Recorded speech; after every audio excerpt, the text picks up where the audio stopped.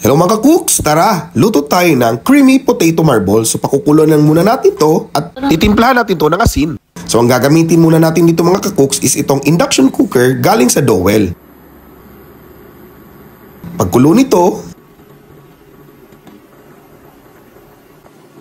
titestingin natin kung malambot na. Ito mga cooks, malambot na, goods na to. Sunod naman is magpiprito tayo ng ating bacon. So gagamitin natin dito is stir fry. Lalagay tayo ng mantika. Tapos iprito na natin itong ating bacon na gagamitin nating garnish sa ating creamy potato marbles.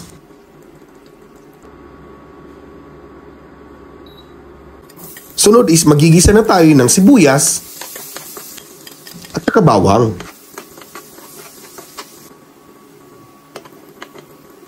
Pag okay na, idagdag na natin itong ating potato marble. So dahan-dahan lang mga cooks para hindi ito madurog.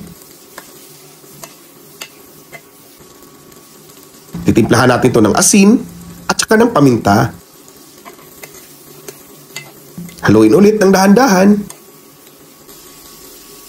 Tapos lalagyan natin ito ng tubig at pakukuluan natin ito ng saglit. Pagkulo nito mga cooks, idagdag na natin itong ating all-purpose cream.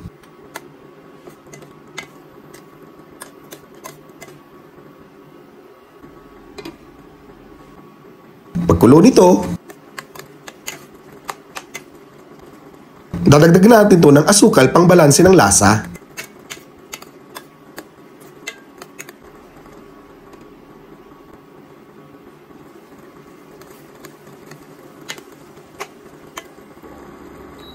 Okay na ito mga cooks.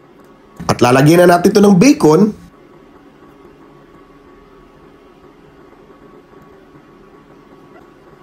At parsley. Yun, tingnan nyo naman yan.